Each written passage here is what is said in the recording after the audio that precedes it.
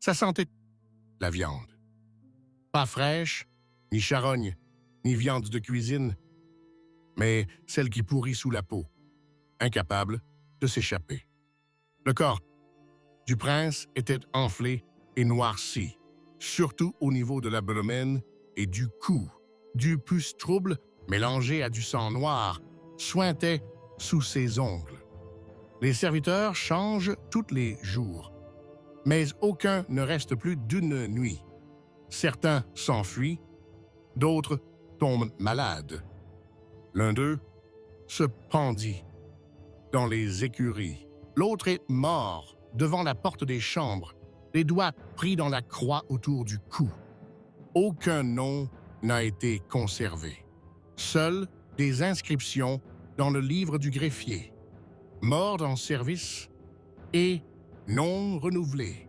Le mendiante le plus ancien, Sémion, surnommé Kwaye, ordonna de sortir toutes les icônes des chambres. Le prince crache dessus en criant que Dieu lui écrit des lettres sur sa peau. À cette époque, son dos est couvert de plaies, des poches suppurantes, dont certaines sont profondes comme 2 doigts. Elles éclatent d'elles-mêmes, exhalant une odeur aigre-douce qui donne la nausée aux gardes. Un gardien a déféqué dans son pantalon et a refusé de monter au premier étage. Il fut envoyé dans un monastère. Plus tard, on a pu lire dans ce monastère. Il ne parle plus. Il se contente de pointer le plafond avec sa main. Un agent livonien, caché sous l'apparence d'un commis adjoint, a écrit dans un rapport. L'état de santé du grand-duc se détériore. Le corps se décompose dans la vie. Il a peur des miroirs. Il est interdit de sortir ses déchets pendant la journée, seulement après le coucher du soleil. Il dit que la lumière amène le noir. Il n'explique pas de qui il s'agit. Vers la fin du mois de novembre, des rumeurs sur la maladie du prince commencent à se répandre dans les cercles extérieurs. L'un des boyards, Mikhail Chouisky, tente alors d'établir un contact direct avec l'ambassadeur de Lituanie. Les négociations n'ont pas lieu. Chouisky est retrouvé au matin sur la glace du fleuve, les jambes cassées et la bouche ensanglantée. Le greffier a noté « probablement une chute ». Cependant, la bouche a été bourrée de chiffons. Par la suite, l'accès aux malades fut sévèrement limité. Même l'épouse, la princesse Helena, ne peut entrer sans l'autorisation du conseil. La princesse elle-même, selon les rapports, était effrayée et priait sans cesse. Le moine Théophane fut convoqué à 2 reprises pour consacrer les chambres. Mais après le 2e rite, il tomba malade. La peau de son visage se couvrit de taches et sa langue se couvrit de plaques. 3 jours plus tard, il mourut dans un délire, criant que les morts étaient assis dans le lit du prince. 2 novices le confirment. Après sa mort, la porte des chambres a été scellée pendant 24 heures pour nettoyer les sols. Selon un jeune guérisseur, à cette époque, Basile III ne mangeait plus la nourriture qu'il tenait dans ses mains. Il exigeait que la nourriture soit apportée par terre, comme une bête. Il ne mangeait que du vin brassé, avec de la cannelle et du vinaigre, et du pain mâché par un serviteur. Toute autre nourriture est qualifiée de poison. Un jour, il ordonna d'arracher la langue d'un cuisinier qui avait salé la chaudrée. La langue lui fut apportée sur un plateau. Il la regarda longuement, puis ordonna qu'on la jette. Ce verre. Le prince souffre de douleurs constantes à l'estomac et de fièvre alternant avec des frissons. Les médecins soupçonnent la peste, mais n'osent pas l'annoncer publiquement. Ils prescrivent donc des saignées. D'abord, une tasse par jour, puis 2. Le 4e jour après le début de la procédure, la peau des avant-bras du prince commence à se détacher. Le sang est devenu noir et épais. Il sentait le soufre. L'un des apprentis guérisseurs s'est évanoui. Il a ensuite été expulsé de la ville. Selon le registre du séjour dans la maison du grand-duc, rédigé par le greffier Clément, le prince vit en décembre une ombre avec un linceul sur les yeux, se tenant à sa tête de lit. Il la frappa 3 fois avec son bâton avant de s'apercevoir qu'il frappait un oreiller. Il interdit ensuite à quiconque de le toucher. Même les onguents étaient appliqués à l'aide d'un bâton de bois enveloppé dans un tissu de lin. Les chambres n'étaient pas ventilées. Les fenêtres étaient recouvertes d'un tissu noir. Les portes s'étaient recouvertes de khel de l'intérieur. L'un des gardiens a déclaré « Il n'y a pas d'odeur à l'intérieur, ça pue. Parfois, c'est comme une chèvre morte. D'autres fois, c'est comme du cuir souillé jeté dans de l'urine. » Plusieurs gardiens sont tombés malades. Certains sont partis vers les villages après avoir juré de ne pas parler. L'un d'eux est retrouvé pendu 15 jours plus tard. Début janvier, l'état du prince s'aggrave. Il ne reconnaît plus les noms et répète souvent qu'il est déjà mort et que son corps ne fait que finir. Il ordonne d'appeler des serviteurs morts depuis des années. Il parlait à des coins vides. Sur le mur de sa chambre figurait une inscription griffée avec ses ongles. « N'appelez pas la lumière, elle ment. » Elle fut découverte lors du changement des draps, le 3e jour après une crise de grand mal. Pendant ce temps, des rumeurs commencent à circuler à Moscou. On murmure que le prince est frappé d'une malédiction.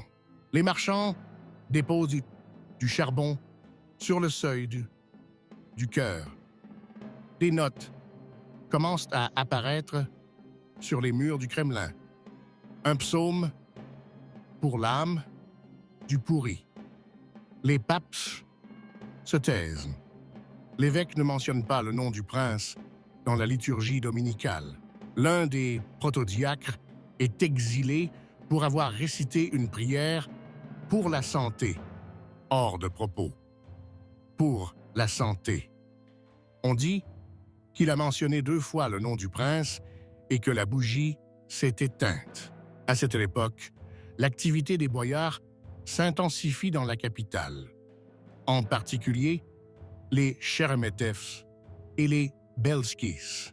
Les rumeurs font état de réunions secrètes. Certains de leurs amis commencent à quitter la ville.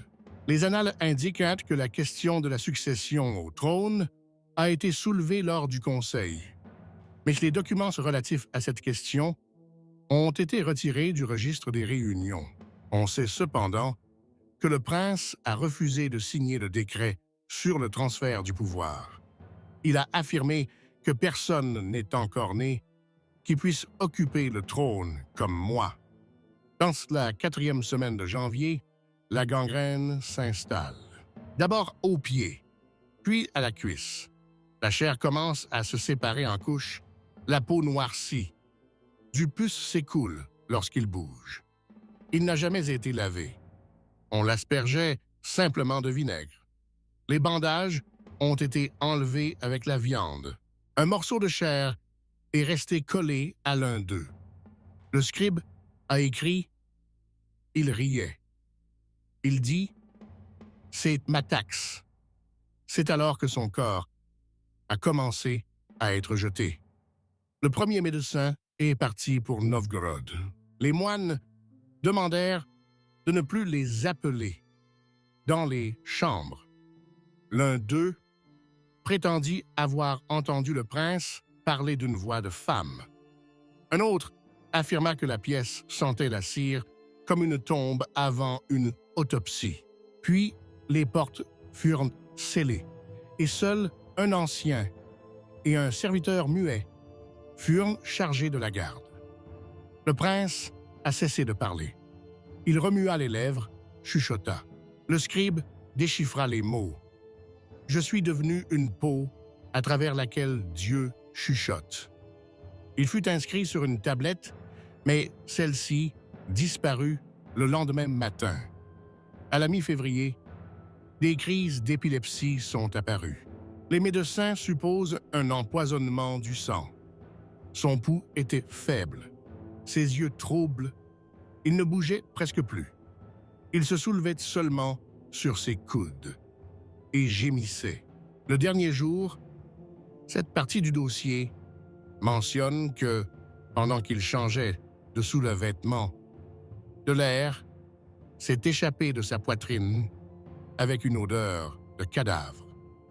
Mais il respirait encore. Le soir du 14e jour, le prince tremble de tout son corps. Le médecin qui se trouvait à la porte n'osa pas entrer tant que les seuils n'avaient pas été aspergés et qu'un service de prière n'avait pas eu lieu. Les médecins se demandèrent s'il s'agissait d'un frisson de mort ou du début d'une nouvelle phase de putréfaction. Son visage s'assombrit, ses pommettes s'enfoncèrent et ses yeux se révulsèrent, ne laissant apparaître qu'une pellicule blanchâtre. Il ne cligna pas des yeux. Il ne saignait plus, mais du pus gris s'écoulait de la plaie de son cou. Selon un rapport attribué à Cross, l'odeur est devenue insupportable. C'était comme si les morts à l'intérieur de lui brûlaient dans une fosse humide. Les tentatives pour soulager ses souffrances restent vaines. Les bandages s'humidifient et se détachent du corps. Lorsqu'un serviteur retira le bandage de sa poitrine, un morceau de viande resta sur le tissu. Il hurla, mais le prince se contenta de tourner la tête et de sourire. Ce sourire est décrit par 3 témoins différents, chacun mentionnant que le visage, ce faisant, n'était pas celui du prince. Le lendemain, ce serviteur s'est échappé. Après s'être cassé les 2 dents de devant contre le chambranle de la porte. Il est écrit, dit qu'il y avait des vers dans les dents du prince et qu'ils passèrent par-dessus. Entre-temps, une famine s'est déclarée à Moscou. Les rumeurs de maladie se répandent rapidement. Les gens chuchotent que le prince est maudit et qu'avec lui, toute la principauté va pourrir. Plusieurs femmes ont jeté des poulets morts aux portes du Kremlin. On pensait que cela les protégerait de l'esprit qui passe, de l'esprit de passage. Les offices ont commencé à être raccourcis. Le nom du prince a été évité dans les prières. Un archidiacre qui prononça son nom dans un sermon fut battu par les paroissiens et jeté sous le porche. Le scribe note. Le peuple craint davantage non pas la mort du prince, mais le fait qu'il ne mourra pas. La panique politique s'installe. Les familles boyardes se réunissent en chœur privé, chuchotant sur le partage des pouvoirs. Personne n'ose dire un mot à haute voix « succession au trône ». Le mineur Ivan est trop jeune. Helena, la princesse, est placée en détention, officiellement à des fins de défense. En pratique, pour qu'elle ne agisse pas de son propre chef. Certaines sources indiquent que Glinsky est venu secrètement la voir à 2 reprises. C'est lui que l'on a vu plus tard en train de négocier avec les Lituaniens. Il sortit de son cabinet avec un mouchoir ensanglanté et garda le silence. À cette époque, la chambre du prince est devenue un lieu isolé.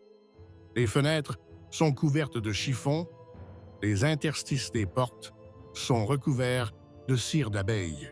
Seul l'évêque Joachim donnait la permission d'entrer dans la chambre et lui-même n'y entrait jamais. Un serviteur muet et un vieux novice au visage couvert d'un bandeau sombre étaient de service. Les moines récitent des psaumes en cercle, mais sans voix, seulement à voix basse, pour ne pas réveiller le prince. Il croyait que son âme n'avait pas encore quitté son corps, mais qu'elle n'était plus la sienne. Voici un témoignage écrit.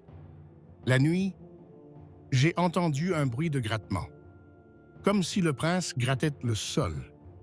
Mais il n'a pas bougé depuis une 3e semaine. Une autre note. Quelqu'un se tenait dans l'embrasure de la porte, tout en noir. On ne voyait pas son visage. Disparu au bout d'1 minute.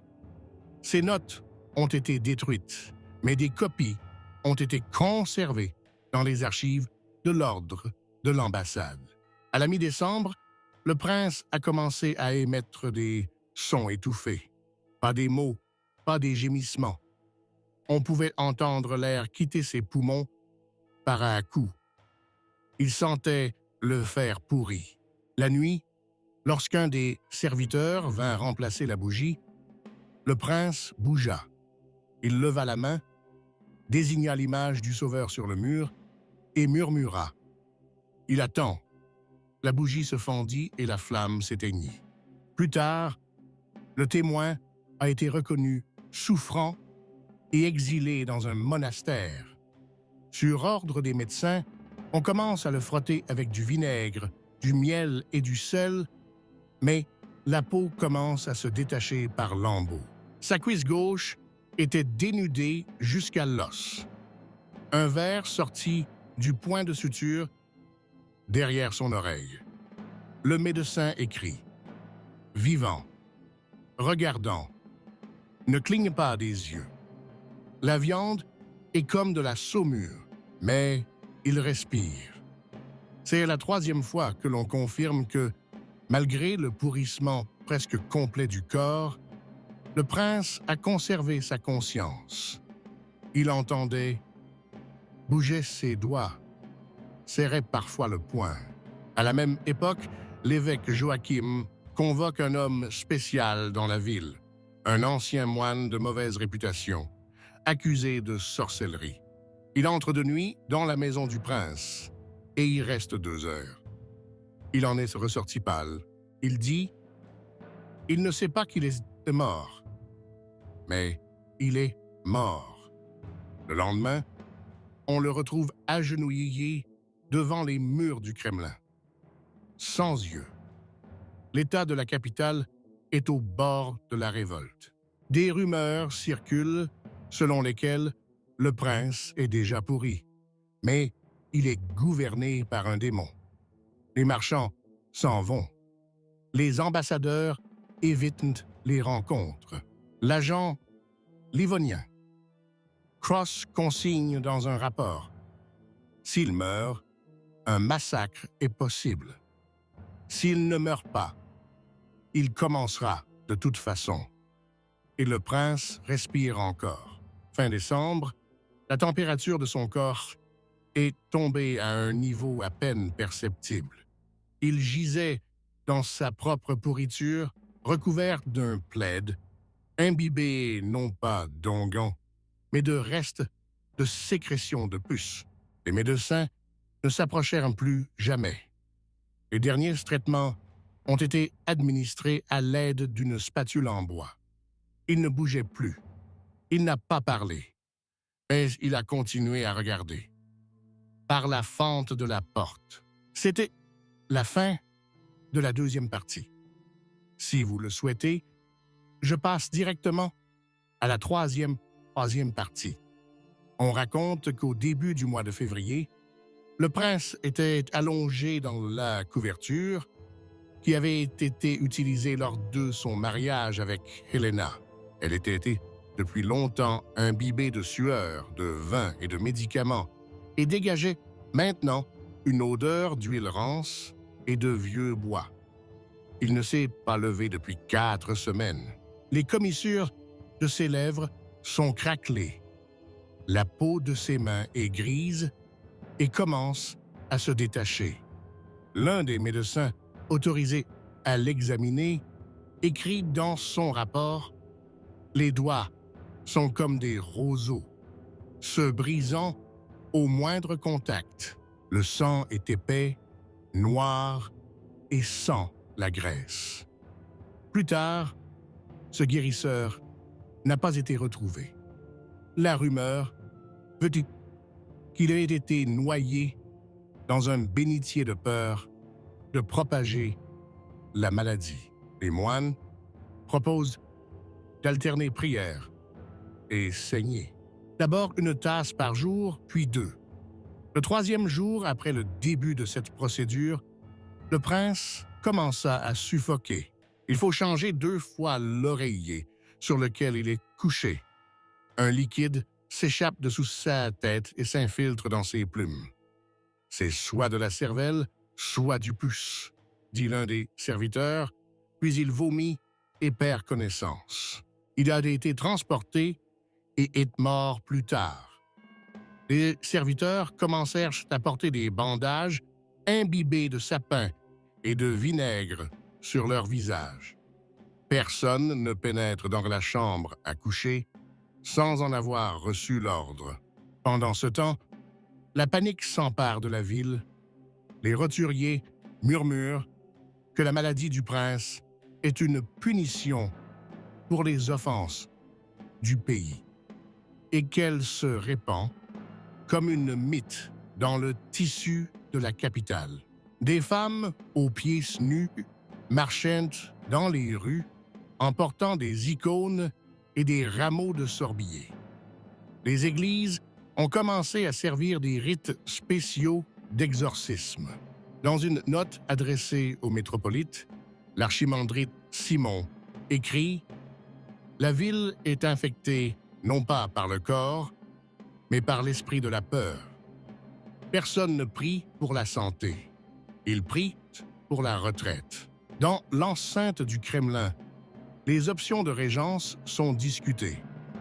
Helena, déjà en proie à l'anxiété, demande la signature des boyards, confirmant le droit de son fils Ivan au trône. Mais les vieilles familles, en particulier les Chouïskis et les Obolenskis, temporisent, attendant la fin. L'un d'entre eux dit « Pourquoi jurer à un mort? Pourquoi jurer sur un mort qui respire encore? » Au même moment, les copains ont commencé à mourir. D'abord, l'un des cuisiniers, ses lèvres ont gonflé, puis ses yeux ont saigné. Ensuite, 2 des commis ont commencé à développer des éruptions cutanées et des convulsions. Les médecins ne donnent aucune explication. Le médecin Stéphane, venu de Novgorod, a déclaré au conseil « C'est une putréfaction qui a commencé depuis le trône. On ne le revit plus jamais. » Le prince appelle son frère, mort 15 ans plus tôt. Il lui cria d'apporter des sangsues, car le sang cherche un exutoire. Une note d'un serviteur a conservé la phrase. Il délire avec le feu, disant qu'il y a un feu en lui, que quelqu'un respire sous sa peau. En effet, on lui trouve des playés sur le dos, suintant un liquide à l'odeur d'œuf pourri. Il fallait changer de vêtements 2 fois par jour. Mais même les vêtements neufs, fraîchement consacrés, commençaient à noircir au bout d'1 heure. Les moines disaient « Ce n'est pas le corps, c'est l'esprit qui veut rester. » Au même moment, l'histoire des lettres brûlées fait surface. L'un de ses amis, le boyard d'Arcadie, affirme qu'1 mois avant sa maladie, le prince avait reçu un billet portant un sceau qui n'avait pas été utilisé depuis le siècle dernier. Elle ne contenait qu'une seule phrase. « Tu as vu, mais tu ne t'es pas détourné. L'identité de l'expéditeur est inconnue. Plus tard, le boyard a été retrouvé mort dans sa cellule, la langue arrachée. Les serviteurs ont dit que c'était de lui. Le prêtre a dit qu'il y avait été contraint. Le prince n'a plus jamais mangé. Tout ce qui entrait dans sa bouche le faisait vomir. La seule nourriture qui lui restait était le vin et l'opium. Il en buvait 3 fois par jour. Le scribe écrit « Il boit non pour oublier, mais pour ne pas se réveiller ». Au conseil, il fut décidé que si le prince mourait, on ne sortirait pas le corps tout de suite. On laissera le défunt pendant 3 jours, selon l'ancien rite, pour s'assurer que l'ombre est partie. Le métropolite n'était pas d'accord, mais plus tard, il demanda lui-même à déplacer son trône du temple vers le monastère, pour ne pas entendre s'il criait de l'autre côté. Les derniers jours, l'odeur était insupportable. Des membres de la garde s'évanouirent. L'un d'eux s'étouffa en vomissant. Un baril de charbon a été placé près de la fenêtre, mais cela n'a pas aidé non plus. On pensait que le corps du prince avait commencé à pourrir de son vivant. L'un des moines, essuyant le pus sur les draps, dit « Il marche de l'autre côté, mais ses pieds sont encore ici. » Dans la nuit du 5 au 6 février, un garde de l'entrée Est remarque une bougie allumée à la fenêtre du cabinet du prince. Il n'en fut rien. 2 jours auparavant, toutes les bougies avaient été éteintes pour réduire les risques d'incendie. Personne n'avoua qu'il avait mis là. Le lendemain matin, l'icône en bois de la tête de lit est retrouvée calcinée. Elle était noircie, mais elle n'avait pas perdu son visage. Le scribe écrivit « Le visage du Sauveur le regardait, mais comme s'il ne le reconnaissait pas. Le prince respire encore, mais très rarement, 1 fois par minute. Parfois, moins souvent. Son corps ne bougeait presque plus. Ses paupières n'étaient que partiellement fermées. Des plaies recouvraient la quasi-totalité de son dos, de ses flancs et de son cou. Du pus suintait constamment, s'accumulant dans les creux entre ses côtes. Lorsque la literie a été changée, l'odeur a envahi le couloir. L'un des gardes s'est mouillé et s'est enfui. On l'a retrouvé plus tard dans l'église, à genoux, inconscient. Les guérisseurs ne sont plus jamais venus.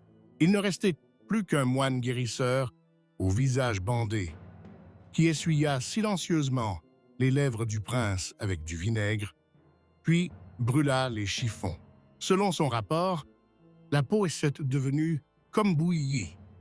La peau est devenue comme de la peau bouillie, blanche, grise, se détachant, avec de la viande noire en dessous. Il ne crie pas, il ne bouge pas, mais il regarde fixement. Et il n'y a pas d'homme dans ce regard. Pendant ce temps, le Kremlin discute des mesures à prendre en cas de décès. Les boyards sont divisés en 2 camps, les partisans de la régence sous Helena et ceux qui veulent transférer temporairement les pouvoirs au conseil. Les messagers voyagent de nuit. Les lettres sont réécrites, les sceaux sont falsifiés. Un document intercepté par un espion contenait une liste de 8 noms, dont les mains tendent vers le trône. 4 d'entre eux sont morts en l'espace de 3 jours. L'un d'entre eux est mort d'un coup de couteau, les 3 autres d'une fièvre inconnue. L'agent livonien note « Moscou pourrit non seulement dans le corps, mais aussi dans l'esprit. » Le 8e jour de février, le prince lève soudain la main. C'est là-bas la première fois depuis 6 jours. Il toucha son menton, passa son doigt le long de sa mâchoire et, soudain, arracha la croûte de son visage. Il n'y avait pas de sang, juste une fine bouffée de fumée. Un témoin a juré que le prince a regardé dans un coin vide et a hoché la tête comme s'il répondait à un appel. Le serviteur qui a vu cela était enfermé dans la cave. Il s'est mis à parler tout seul et s'est arraché un œil. Un jeûne fut décrété. Pas un seul cierge du Kremlin ne fut allumé sans prière. Toutes les fenêtres du temple furent recouvertes d'un tissu. Joachim ordonna de peindre une nouvelle fresque sur le mur intérieur de l'iconostase. Le prince, agenouillé, dans la ligne de l'enfer. Lorsqu'on lui en demanda la raison, il répondit « Pour rappeler à ceux qui n'ont pas eu le temps de se repentir. » Les vêtements funéraires avaient été préparés à l'avance. Mais lorsqu'ils ont été apportés dans les chambres, les tissus sont devenus noirs en l'espace de 2 heures. Les moines les sortirent et les brûlèrent. Il fut décidé de l'enterrer non pas comme un prince, mais comme un serviteur de Dieu, sans costume. Cette décision provoqua la colère des principaux boyards, qui refusèrent même d'entrer dans les chambres. On raconte que l'un d'entre eux s'est écrié en priant « Qu'il meure avant le matin, sinon nous mourrons avec lui. » À la même époque, le corps des gardes connaît des problèmes. 3 d'entre eux ont développé des plaies sur les bras. L'un d'eux a commencé à avoir une respiration sifflante. Les ongles d'un autre sont devenus bleus. On entendit parler d'un esprit pourri qui pouvait être transmis par la vue. L'ordre est donné de ne pas regarder le prince dans les yeux. Même le moine qui a dirigé le dernier office a lu les prières en se détournant.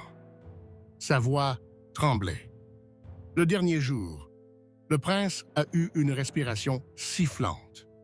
Un seul, prolongé, comme s'il aspirait de l'air.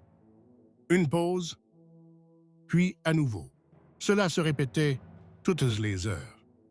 Il ne parlait pas, mais le greffier jure qu'il a vu ses lèvres bouger. Il disait quelque chose comme « ne pas entrer ». On ne sait pas qui ni où. Avant l'aube, les gardes ont reçu l'ordre d'envelopper le corps dans un tissu épais imbibé de vin et de pain. Mais le prince n'était pas encore mort. Lorsque le corps a été touché, il a ouvert les yeux. On raconte que son dernier regard était plein d'horreur. Il éclata, leva la main, saisit le linge et expira. C'était la mort, ni solennelle, ni libératrice. Silencieuse, faible, comme une corde pourrie qui se rompt sous son propre poids. La respiration a disparu à la 3e heure de la nuit. Les seuls témoins furent le guérisseur Clémente, un ancien tonsuré du monastère de Tchoudov, et 2 streltsy qui se tenaient sur le seuil. Selon eux, le prince n'a pas émis le moindre son. Il n'a ouvert les yeux qu'une seule fois et s'est figé. Ses lèvres étaient bleues. Le corps était chaud, mais la peau était couverte de taches, comme de la viande avariée. Le guérisseur ne savait pas quand le cœur s'était arrêté. Le prince reste immobile pendant le 3e jour. La mort ne fut annoncée qu'à l'aube. Les chambres intérieures furent scellées. Le corps fut enveloppé dans un tissu de chanvre imbibé de vinaigre. Mais au bout d'1 heure, des taches apparaissent. Un liquide âcre et odorant suinte de ses oreilles et de sa bouche. L'un des fusiliers a perdu connaissance. Un autre affirma plus tard avoir vu les lèvres du prince bouger après sa mort. La tentative d'embaumement a été interrompue. Lors de l'ouverture de l'abdomen, les organes se sont écoulés presque sans résistance. Le foie s'est effondré.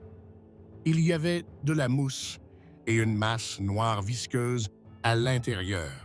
Le chirurgien qui a rédigé le rapport a noté « Le corps pourrissait de l'intérieur jusqu'à la mort.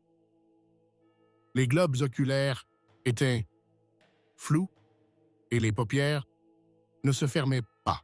L'un des serviteurs a essayé de mettre une croix sur le visage du prince, mais la peau s'est détachée en même temps que le tissu. Les funérailles n'ont pas été annoncées immédiatement. Ça, c'est la panique au palais. Les gens avaient peur de s'approcher du corps. Les archives ont conservé un enregistrement de Boyar Sheremetev. Le corps est en train de pourrir, mais la mort n'a pas encore été acceptée.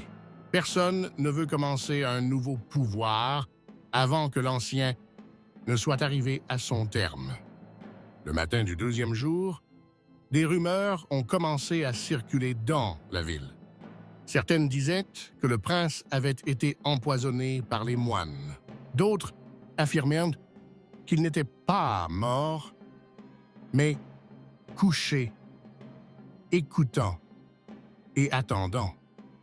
Une foule s'est rassemblée devant les murs du Kremlin. Les gardes redoublent.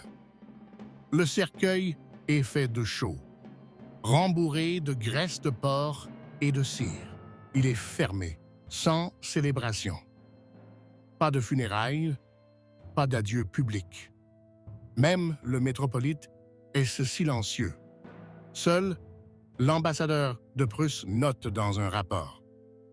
Le mort a été emporté comme un corps volé, sans cri, sans paix. Sur le chemin de la cathédrale archangélique, les chevaux se sont dressés.